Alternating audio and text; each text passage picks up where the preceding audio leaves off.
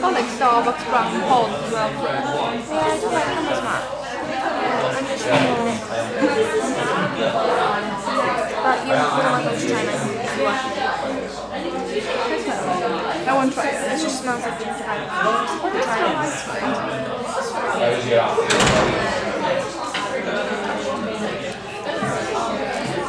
But it's a lot sweeter than normal because I don't mind white it though. chocolate. Yeah, it's quite nice too. I don't know. That's okay, I vote for Emily now. I feel really bad when I told her. Well, no.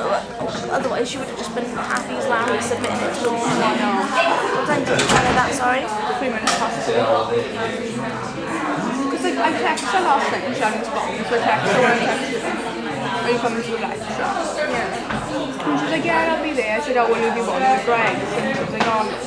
And then I asked her then, I was like, oh, so how's your thing gone? And she didn't reply to me until about 2 o'clock. And she was like, oh, I haven't done the interview yet. And I thought, oh, she's obviously forgotten we used to do it at 2 and not like 4. And I was like, oh, but it's 2 minutes to ring. And then she was like, no, it's just doing tomorrow, I don't mind. And I was like, I don't know. From there, I was like, no, I thought I could all But I can't believe that. She did that last year, but luckily she found out within like an hour, I think, because then she got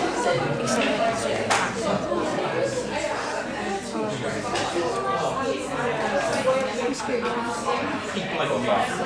As soon as I was last year, I was going to go to the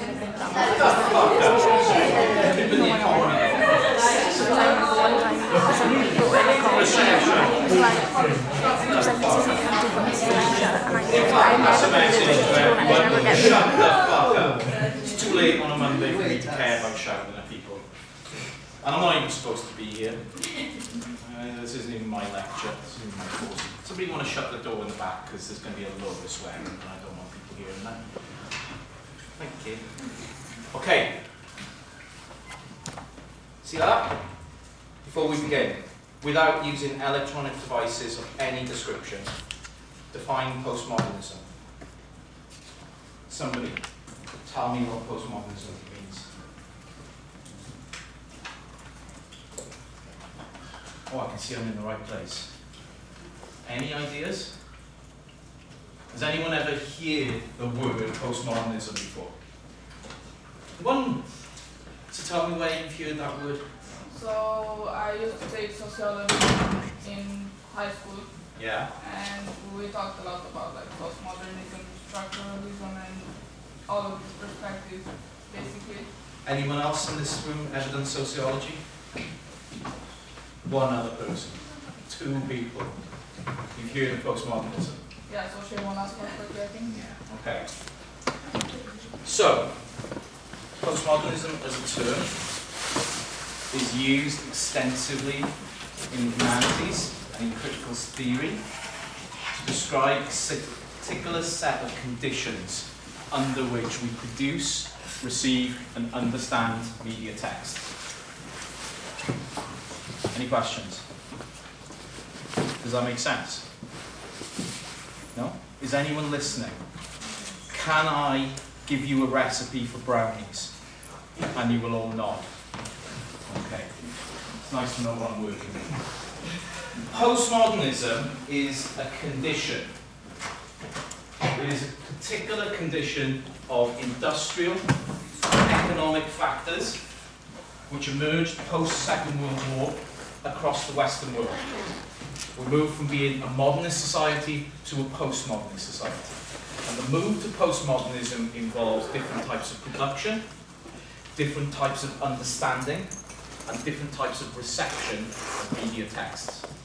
In essence, postmodernism must be thought of in the 2 words that make up the term, post and modern. Anything that refers to postmodernism is a referral to the idea that we have moved beyond modernism. So, who can tell me what modernism means? Can any of you tell me anything? No? Excellent. Next 2 hours will be brutal and painful. How many slides do you usually have in a 2-hour lesson? 100? sometimes it's like up to 80 slides for one presentation, and sometimes it's divided in like groups. My golden rule is that you should never have 25 plus 25 slides in a lecture. So when I saw what I needed to cover in 2 hours, which is post-Fordism, postmodernism and post-structuralism, I set out to try and do this in 25 or less slides. I have 87, unfortunately. That was the best way I could get around doing it. So this is unusual for me. This is going to be very stand and deliver. If you have questions at any point, please raise your hand. Is there something paradoxical going on with time? Do you know if my third year's turned up late? So, yeah, what are we going to look at? Changes in capitalism, creating post-industrialism, post-Fordism, and most importantly, the information society. Changes in capitalism in the second part of the 20th century led to the emergence of what we call the information society, where the primary value of exchange in society is no longer the exchange of things that we make physically, but instead is symbolic exchange through the information that we have. And we now live in an information economy, where primarily those things that have most value are the information that we exchange about them, rather than the physical nature of goods themselves. This transformation in society led to the emergence of postmodernism and post-structuralism, because as the economy developed along these lines, structuralist understandings of how society works, i.e. most primarily Marxist understandings, which we call structuralist, because they advocate a particular structure to how the economy and society works, became less useful in understanding society itself. As we move away from a society that actually sits and makes things, and moves into a society that produces information which is exchanged, those traditional understandings no longer hold in the way that they once did. So this transformation to postmodernism and indeed post-structuralism, i.e. post-Marxism, reflects society's transformation as well, as we move away from being an industrial economy into what you could call a post-industrial economy, but actually what is more accurately called an information society, where the primary economic driver in society is the information we produce. So, a question to begin with to illustrate my point is this.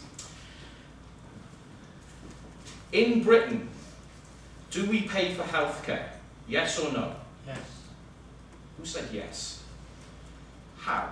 Through tax. Through tax. Through national health You're an service. idiot. No, we don't.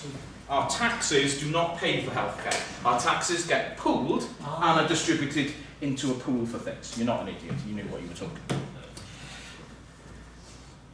Ostensibly, when we turn up at a hospital, are we given, you know, the American method, which is show me your insurance or get the fuck out? Does that happen? No. You get treated, right? You don't have to prove that you are recipient of this free treatment. You just get treated. Okay. Yeah, in the US you will literally die before you get your treatment. Yeah, well, that could happen here as well, but you know, depends what you're dying of, isn't it? It's me, cigarette smoker. I know what I'm going to die of. Alright? When I die, I'm going to get like oxygen tent, iron lung, all this good shit. It's you people who die of nothing that causes all the problems. Anyway, I digress. There's a lot of discussion that has been going on, really for the last 30 years, about the NHS being privatised. The idea that the government will sell the NHS. Who would be mad enough to buy the NHS, do you think? Where's the value in it? See, if you're going to buy a company, what you would do is identify, I'm going to pay this price for something, and then I'm going to realise a profit. Yeah, because you wouldn't buy it otherwise, would you?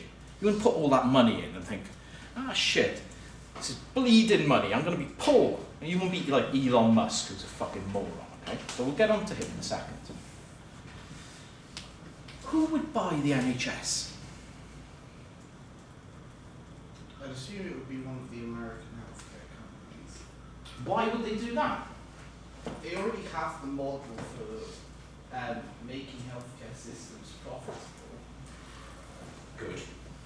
How do they do that? By charging ridiculous amounts. Yes, they do. They charge ridiculous amounts to those who don't have insurance to cover themselves for the care that they have. That is true. But that doesn't really make them any money.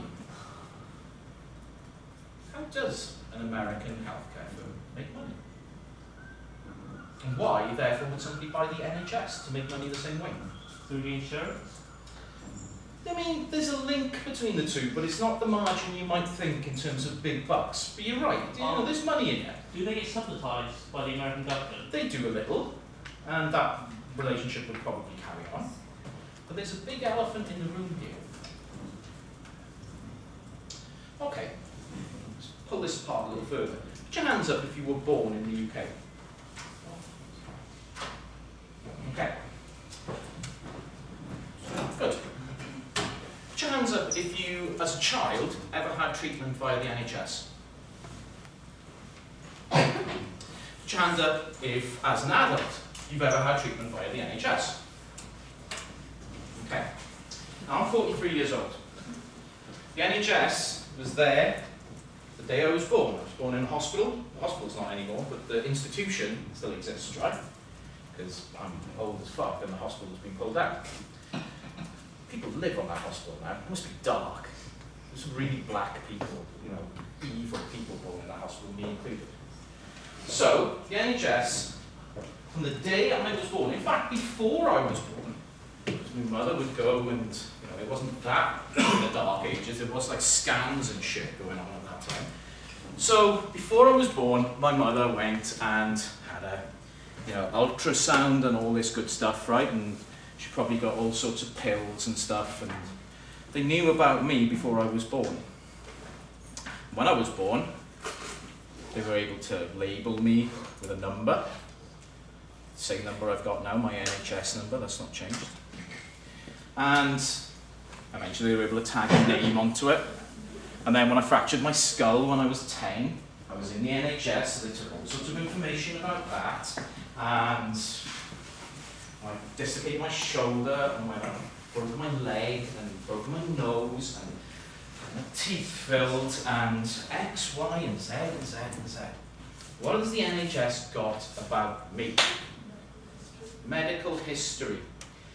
That medical history is a data stream. A huge amount of information collected about me. And not just about me, because that data stream can be linked to others in my family who they know about. Because they have a record of who's in my family. Also, in the areas that I lived. So the information about me and my lifestyle, and my health conditions and so on, can be linked to others in my location. They know what I do. So they can cross-reference with other people in my profession. They have a huge amount of information on me which could be useful in profiling others who have similar kind of history to me. They have data. The reason why American companies want to buy the NHS has nothing to do with providing healthcare. The reason why is they have more than 60 million people on record, each with tens of thousands of data points, which are incredibly valuable in a post-structural world. That information that the NHS holds about every one of us is an absolute goldmine. And it is not being monetized at the moment, because the NHS has got all sorts of caveats about what it can do with that information. But American healthcare providers have no such caveats. They want our data. That will make more efficient consumers out of us. That will be able to make more efficient decisions. We'll be allowed to plan for economic decisions in the future based on our health needs and our wider social needs. The most valuable commodity in 2022 is data. Data on us. This is why Facebook is worth billions. This is why Elon Musk paid $44 billion for Twitter. Not because he wants free speech. Elon Musk couldn't give a fuck about free speech. Okay? Elon Musk doesn't care. Elon Musk bought 250 million user accounts. That's what he bought. And the accumulated data on those user accounts, which includes all sorts of locational data, all sorts of information about what we buy, how we vote, what we watch, what we listen to. All that information now belongs to him, and he will look to monetize that information in new ways. In a post-Fordist informational society, the key commodity that we have is information. And in a post-modern view of things, we are looking at how that information is meaningful. That is postmodernism.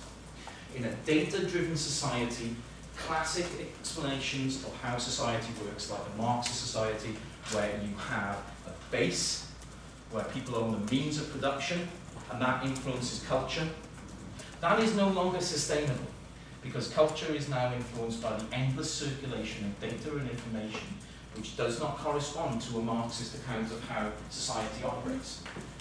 If you like, the structural argument has been broken apart, and we are left with actually very little in terms of explanation, but I will come on to that. So, as you probably already know in this module, Industrial Revolution, 1750s, we develop an industrial economy, move from agricultural economies to manufacturing. This develops the conditions for modernism itself. The modernist account of how society works is that we make things, the people who own the means to make those things control society. This is a classic capitalist critique, as pioneered, well, as really perfected by Marx. So the rise of the factory system, concentrating workers. When you put all the workers together, what are they called? Unions? That comes afterwards. What does Marx call? Proletariat. Proletariat, thank you very much. Through demographic changes and urbanisation, you get the emergence of two distinct classes in society, the proletariat and the bourgeoisie. Yes, really at the bottom. Hey, it's on the side. And Fordism. Fordism is based on mechanised construction. The Model T Ford, as made by Henry Ford in 1905, is the example of assembly line economics. You can tell me how that works. How is that? Why is that a good thing? You have an assembly line to make stuff. You can produce more. For what? For less. Thank you, yes. Assembly line economics are very, very straightforward. You simplify the process of manufacturing so you produce as much as you can for as little as possible. In effect, what you need to do is reduce the amount of labour you use, so you lean heavily on mechanisation. That means you don't have to put as much into wages, but you produce more than you could previously and sell, often for less of a price, but realising more of a profit because of that.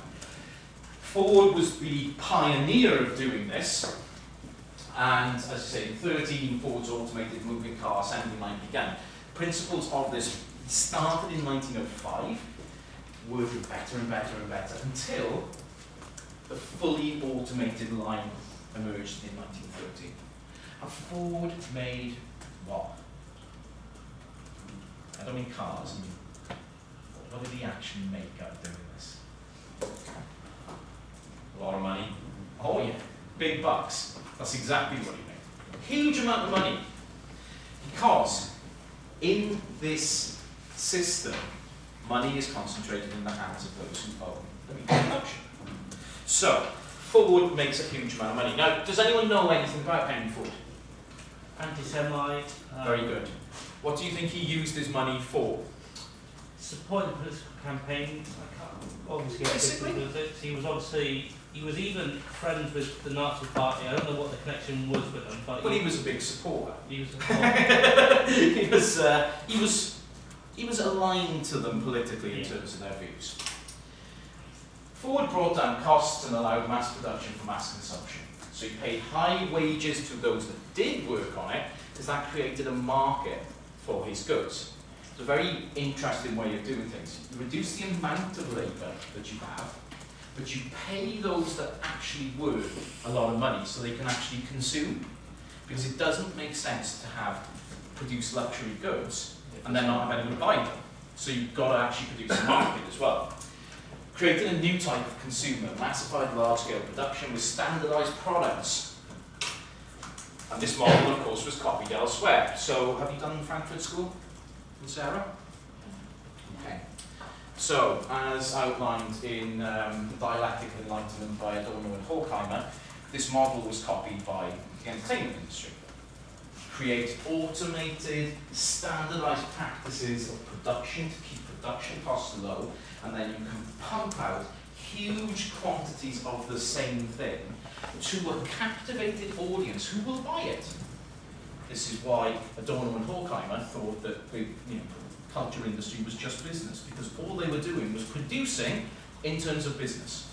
They were not making anything artistically worthy, but just creating a factory of standardized products which people would purchase. And in those products, as you know from your studies on Frankfurt School, there would be embedded the dominant ideologies of a ruling class in society, which are the people who owned the means of production for these things. So this really encapsulates what happened in the golden age of capitalism from 45 to 73. Post-Second World War, you have a boom across the Western world economically. On average, societies would grow by about 5% a year during that period. A positive interventionist state supported capitalist endeavours which were standardised and involved in mass production for mass consumption. And really, during this period of time, at least in the West, you see the end of politics as difference. Everyone agrees that this is the best system. Everyone is growing. Everyone is getting more wealthy. Post-Second World War, you see a boom in the Western world where living standards rise exponentially. Even the poor in society are not doing badly compared to what they were previously. The rich are getting seriously fucking rich. The middle is expanding. More and more people leave what was known as the working class and join the middle class. They are wealthier, they're more aspirational because they are wealthier, they buy more stuff. You have an age of conspicuous consumption, where people will buy in order to show that, yeah, I've got bucks, I'm a business, I've got money, this is sweet. But it's all going to come to an end. We see in the boom the decline begin, just like in most things. And it's actually in the rise of a technological society and consumer society and these improved entertainment standards and living standards that we see the end in sight. It's unsustainable. This mass production over time is actually unsustainable. By the late 1950s, the percentage of manufacturing is in decline while the service sector begins to rise. Does anyone know why manufacturing is in decline in the West? Cheaper to do it elsewhere. 100% right. As you improve living standards in the West, nobody wants to work in this shit anymore. As living standards begin to improve, you look at your station society, I don't want to work in a factory. I don't want to work down a coal mine. I don't want to work in a steelworks, damn it, where it's dangerous and hot and I'm going to get respiratory diseases and all this good shit. I want an office job where I can sit in front of a computer and pretend to work while I'm actually jerking off to pictures on the internet. That's what I want to do. This is what I do. No? I'm not working in my office. I've done a day's work since I started in this stuff. But I've looked at a lot of porn. Now, as we see society start to realise its wealth and status individually, society starts to change. The manufacturing base can no longer be sustained in Western countries. Costs have gone up to actually employ labour itself. So companies start to look at this seriously and think, well, we need to bring costs back down. So they export. Manufacturing becomes offshored. It disappears to other parts of the world where labour is very cheap. And indeed, more importantly, the regulations around labour are non-existent. So, you know, if 100 people die in your factory, well, who gives a fuck? There's 100 more where that came from. Nobody's going to tell us off. Nobody's going to fine us. You find places where you can operate like this, where there is huge margins to be made in manufacturing. Still keep on selling to the rich people that you created in the West. But the only way you can keep making money as companies is to change this. And in this we see the roots of post-industrialism. Industry starts to move to other areas of the world. In Britain, we now virtually make nothing at all. We have no industrial sector. We have no manufacturing in any way, shape or form. It doesn't exist. This is what cracks me up about people who voted for Brexit. We can make stuff ourselves. No, we fucking can't. We have no skills whatsoever in making anything in this country because 50 years ago we decided to ship it all off around the world. We have literally nothing. I had a bonkers argument with somebody a couple of weeks ago. And we were talking about energy prices. My dad's a mining engineer. And he came up and said, well, why don't we just reopen the coal mines? I was like, are you fucking mental? One, all the people who worked in them are dead. Or, nearly dead. Two, none of you people want to work in a coal mine. I don't know if any of you have been in one, but I can assure you, you don't want it. Dark, dangerous, wet, hot, and the dust will choke you within an hour. I've been in one. I've worked in one, unbelievably. I don't advise it. Three, so you have no people to work in it, and you have no skills at all in this area. So where are you going to get all these things from? Well, you're going to have to get immigrants to come into it. And then you don't want immigrants because that was the whole point, wasn't it? So, a process of deindustrialization begins, really in the 1950s. As living standards go up, we, as a society, want to do less and less of this. This is reflected by the emergence of new roles in society. So when we focus on the media, we can see things like advertising taking off. As a major industry, advertising starts to begin in the 1950s, employing lots of people to do what? What does advertising do? Sell shit. Sell shit. Especially shit you don't need. Yeah? The need-want gap closes. Basically, you are now sold a lot of stuff that you want. You don't need any of that stuff. Is Christmas coming soon? You're all thinking about, what can I bleed my poor family for Christmas? I'm sure there's some of you out there thinking, yeah, I really need a PlayStation 5. You don't need a fucking PlayStation 5. You want a PlayStation 5. Me, I already have. Because I earn associate professor money, which means I could buy my own bitchin' PlayStation 5. But I've had one for 18 months, and I'm quite happy. I feel a lot of pride. But you don't need PlayStation 5. You want PlayStation 5. You don't need those trainers. You want those trainers. You don't need those glasses, Nikki. You want them. Stop pretending that you're blind. For fuck's sake. I'm not fooling anyone. The idea of a difference between the two collapses.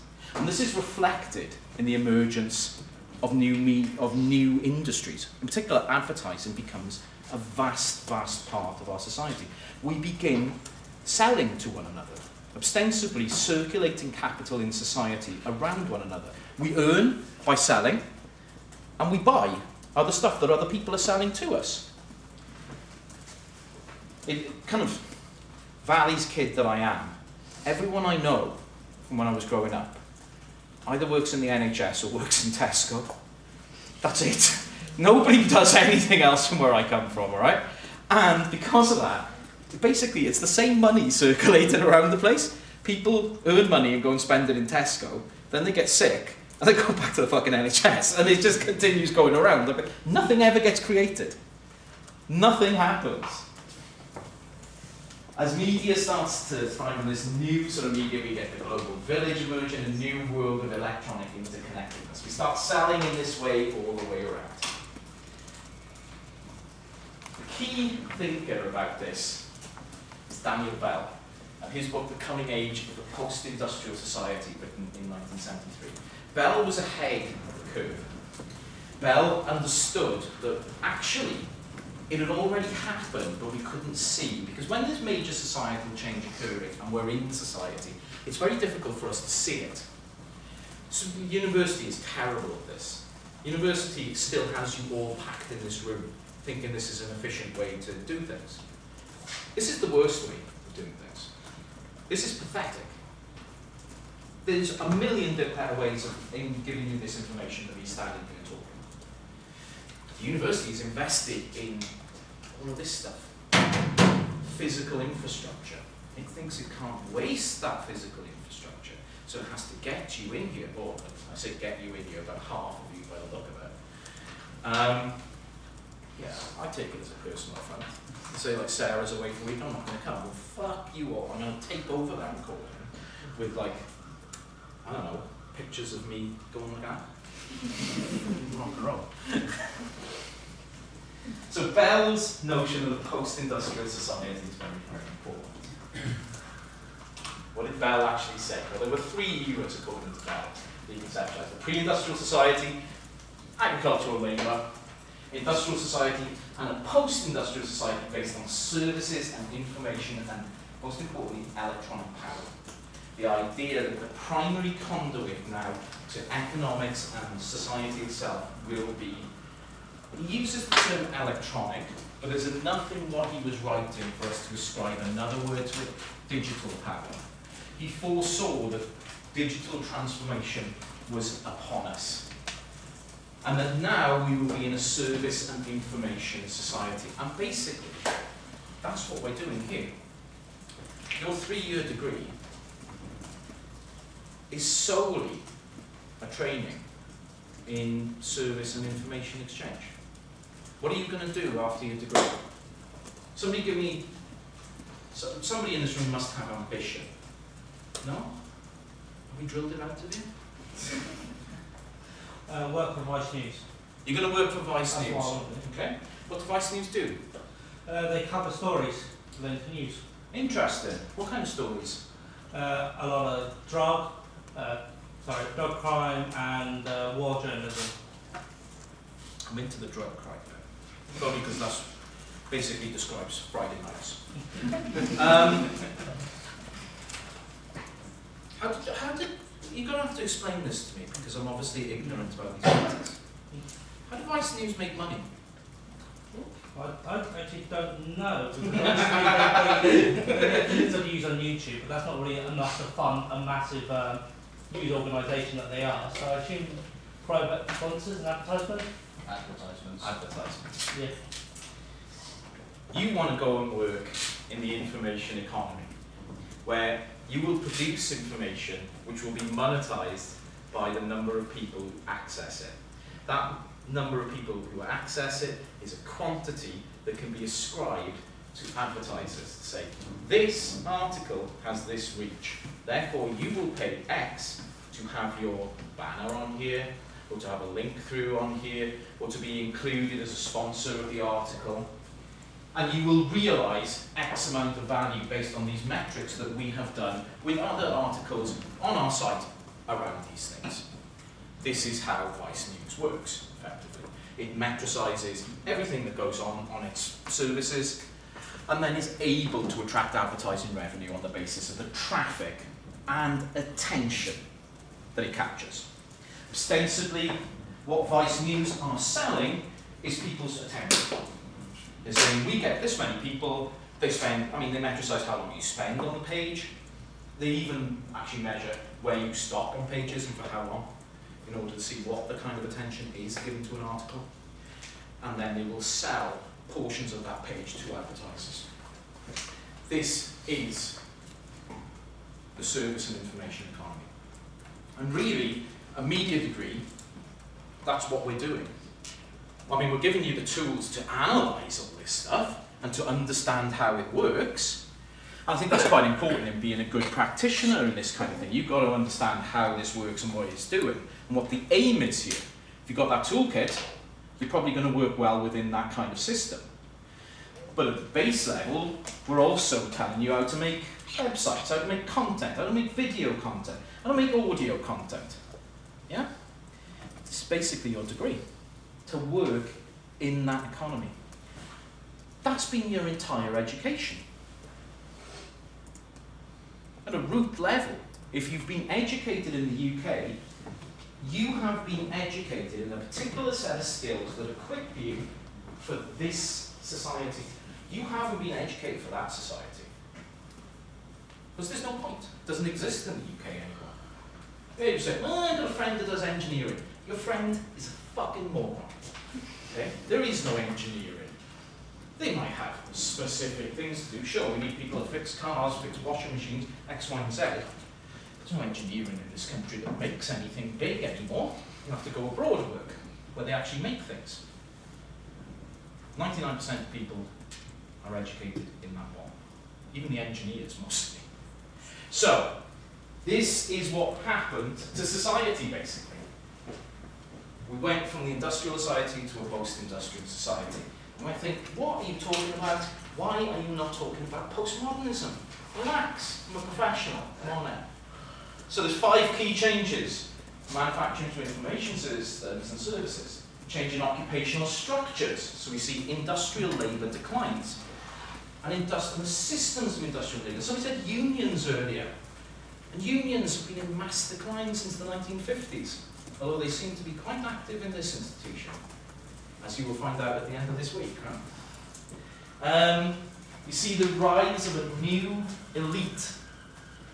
The professional and technical classes. We call this elite an epistemological elite. People who know about these systems become a new elite within society. You see, a new case of geek billionaires emerge. Like Bill Gates and Steve Jobs and all these guys start to emerge in the 70s, making big bucks on systems that are there to exchange information rather than make anything tangible. Changing the axial principle of society from industry and manufacture to theoretical knowledge as a basis for science and innovation. Technology and policy change becomes future-oriented versus the present focus of manufacture. Now everyone's all about, what are we going to do in 5 years? Doesn't seem like anyone gives a shit about what we're doing now. In 5 years, this university is going to be awesome. How does that help you? Doesn't help you at all, does it? Doesn't help me either, really. Because I'm not planning on being here in 5 years. I'll be 48 in 5 years' time. If my liver lasts to 48, I'll be amazing. Change in decision-making and policy is based on information technology as well. So, all of this adds up to a transformation of economy, industry, occupation, and social relations in society. After 1973, the OPEC oil embargoes, we actually see this entire model of the sort of golden age of capitalism collapse entirely. Turn to neoliberalism, Reagan, Thatcher, Cole, all these people in power. I'm not going to dwell on all of this. The neoliberal policies, tax cuts for the rich, privatization of the state assets, reduction in state spending, deregulation of finance, and promotion of individualism. These social factors combined are another factor in the emergence of a postmodern society. These are the complete opposite of the social relations of modernism. In the 1970s, you see the emergence of an entirely new politics which smashes apart the post-World War II order and imposes a completely different set of societal relations upon us. And the impact of this is quite profound. You see swathes of countries absolutely decimated in terms of their employability, impact on lives, and a move to a service economy making post-industrialism come true. But that results in increased inequality and reduced social mobility at the same time.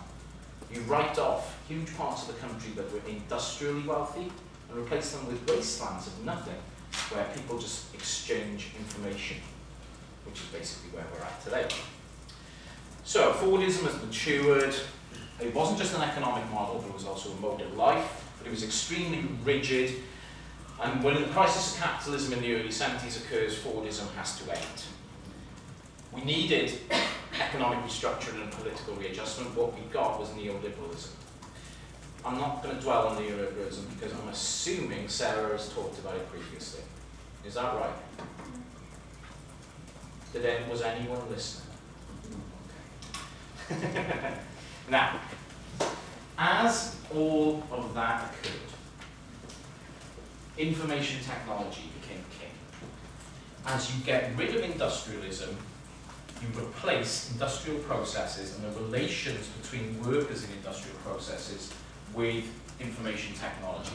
As production methods change and we move away from production to things like distribution, IT becomes critical. You cut down on excess supplies, work using just in time, and start to identify the key role of data in economics. The way to be more efficient, the way to cut costs, the way to improve businesses is now not to invest in people, but to invest in digital infrastructure, because that can realize improvements in efficiency for you. IT becomes the primary mode of doing work. Everyone into the 80s starts working with computers. This requires changes in the education system and changes in working practices themselves. And a change in the nature of work. Work becomes solitary. As opposed to being a collective group activity, everyone is now sat tapping away at computers. Has anyone ever worked in an office? A couple of people, it's depressing, isn't it? Everyone just sits there, staring at a screen all day. And then they go home and stare at a screen all day.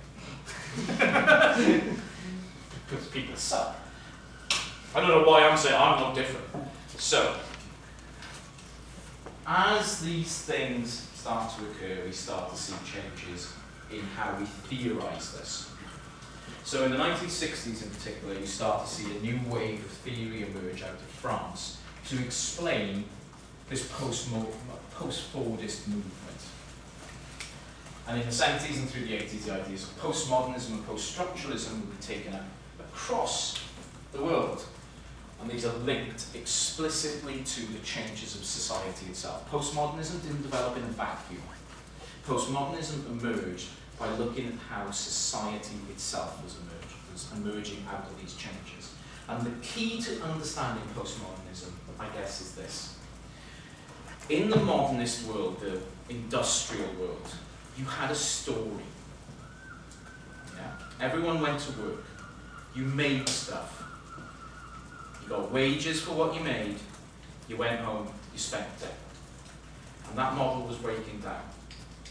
So the big story was ending.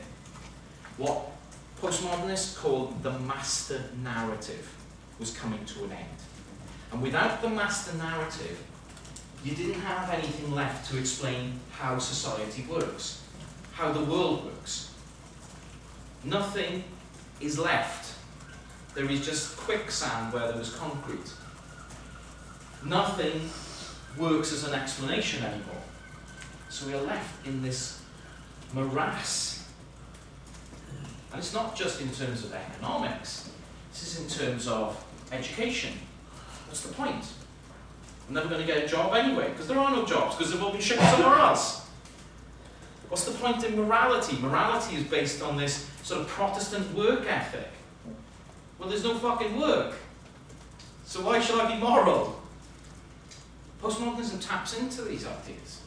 Postmodernism is a set of ideas that investigate what comes when you sweep away the grand narrative of society.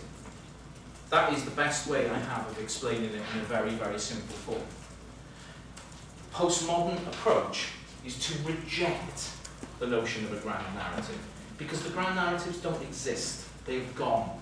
They've disappeared from our society, and postmodernism engages with what is left after that. If modernity is the modern world, the scientific revolution, the Enlightenment, the Industrial Revolution, and so on, that gave rise to cultural forms, and they're known as modernism, modern art, modern literature, etc. Postmodernism, if you like, is an artistic and cultural phenomenon but looking more at the sociological and economic transformation of modernity into post-modernity, hence postmodern. And a key figure was Jean-Francois Lyotard, who I've already actually talked about, but didn't mention.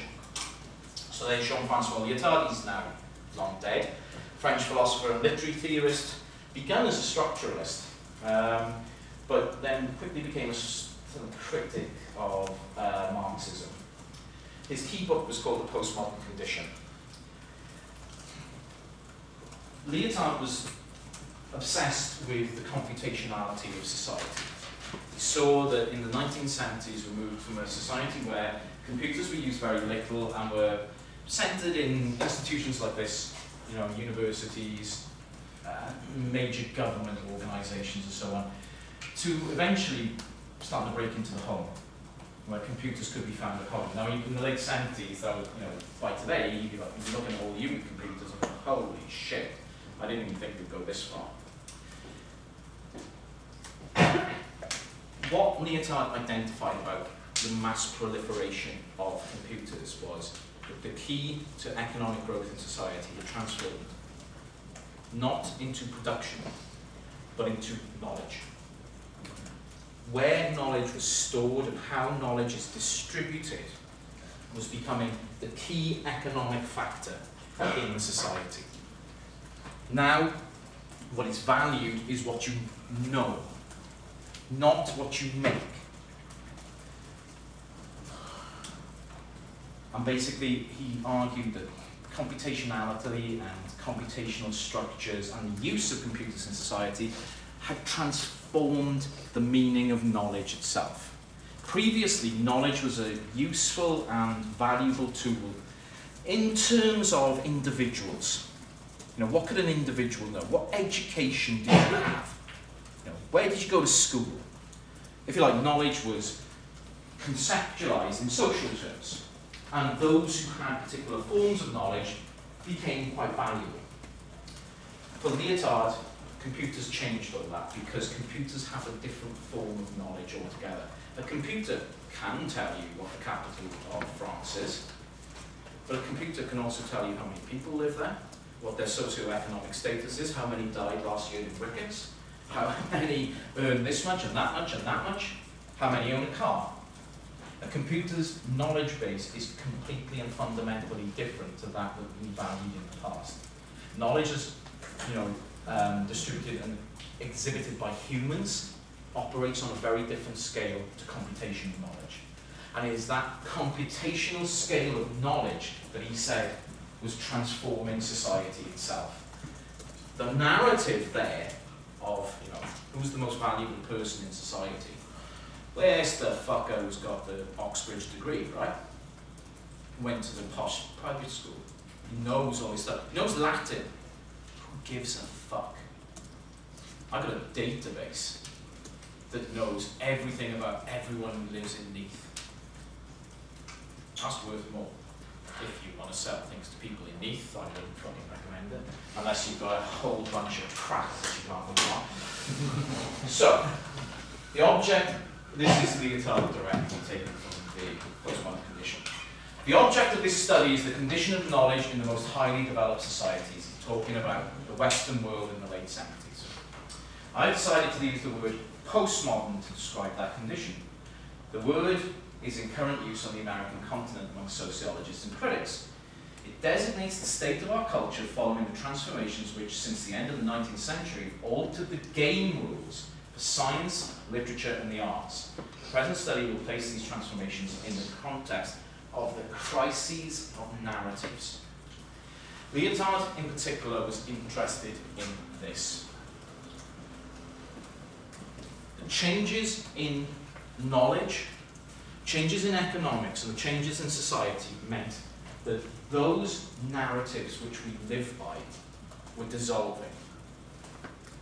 The grand master narratives in society, church, work, morality, were being pulled apart as society itself was being transformed. And in their place was coming nothing. There was nothing to stand in for this. Therefore, we are left in a postmodern condition where there are no new master narratives to emerge. Instead, we are left to our own devices. The working hypothesis was that the status of knowledge is altered as societies enter what is known as the post-industrial age, and cultures enter what is known as the postmodern age. Post-structural in terms of economics, post-modern in terms of culture. That transition has been underway since the 1950s, which Europe marks the completion of Reconstruction. So, crisis in the rules of knowledge, modern science legitimized itself in a particular way with making things, constructing things, exhibiting physical artifacts for how important science and technology was, creating a grand narrative of these are the key things that society should be structured around. And this includes a discourse of truth, emancipation, the progress of knowledge, creation of wealth, hermeneutics of meaning, etc. And today, there are just meta-narratives, according to Leotard. No such thing as a grand story anymore, just meta-narratives. Narratives which we may or may not accept. There is no grand truth anymore. There is no one thing you can point to saying, yeah, that's how life should be. In the 1960s, what did you do? You went to school until you were 16. You left school, you found a job in the factory. Which job in the factory? You went out. If you were a man, you found a wife. If you were a woman, you found a husband. Because you weren't allowed gay marriage back then, because it was the 1960s. You had 2 or 3 kids, depending on what job you had, how much you could afford to have. You did that for 30 years, then you had 10 years off to retire, then you died. That was the narrative.